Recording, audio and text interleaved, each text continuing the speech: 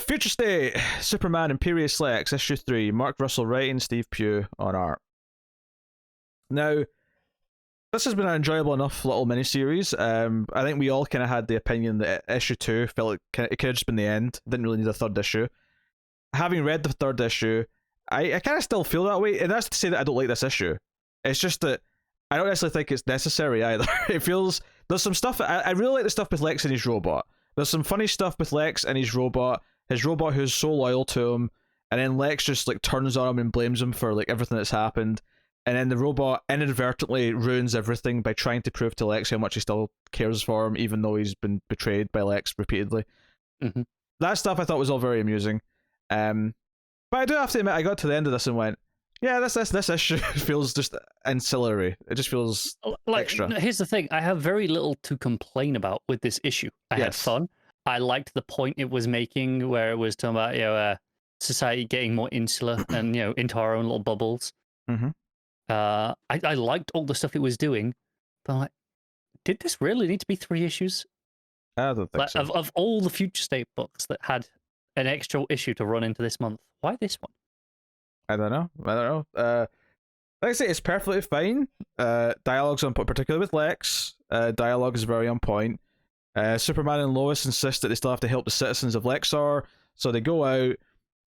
He wants to use the robots that he sort of decommissioned on the moon, but of course the little robot, X-99 or whatever its name is, has turned them all on and accidentally had them rampaging through Lexar. So Lexar's own equipment destroys everything, which finally lets some of the residents finally realize that Lex is to blame and is awful. Sad part is this is the most unrealistic part of this issue, because in reality they'd be like, Superman's trying to trick us. That's probably truth to that. But it's fiction. And so it is. And I actually feel like I can get away with the cynicism on this book. And not in a way of saying that it's bad, but just it's a very cynical book, right? For a Superman book. It's very cynical and a kind of biting satire of very real things right now, in a very sad way. I have to admit though, I kind of had this feeling as I was reading it. I kind of like, before I opened it up, I kind of went, oh yeah, I've got this one to read. And it's not that the last 2 were bad, it's just that we've moved on. I moved on from Future State. This feels I didn't need to go back to Future State right now. Like, it'll be different when we get there with a book that's going to have like an actual new mini, like the Red Hood one, for example. Or next Batman, which is next week. The physical issue comes out. Yes, although that doesn't even start in Future State because that's an origin story. That's true, but... So I wasn't even counting that. But more related, I guess. But here, just this leftover lingering issue, I was also like, do I need to read this? I mean, I did, well, clearly. And again, I think had this been a busy week, this would have been the first thing to be gone, even before the Flash book, where I was like, I also want to try that. Yeah. Whereas this, it's just like, I'm sure it's perfectly good. And it is perfectly good.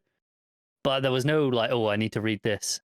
It's a really hard thing to gauge sometimes, and I know some people, obviously everyone's different, everyone has a different taste and priorities and whatever, but there is sometimes this weird middle ground where the book itself is probably going to be perfectly fine, and in this case, yeah, it's perfectly fine, it's well told, Russell knows how to write a story with some satire and all the rest of it, but I still read it obviously, but there was a moment before where I was like, I don't know if I can be bothered.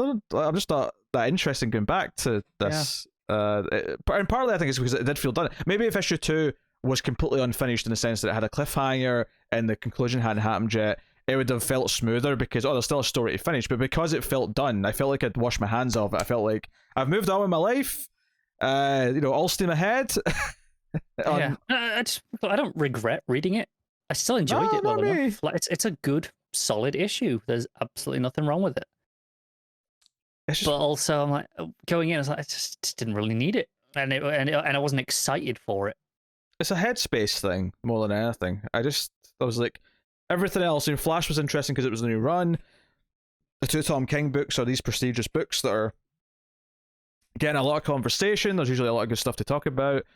I don't know. That's just like a weird thing in the middle that like is good, but just I don't know.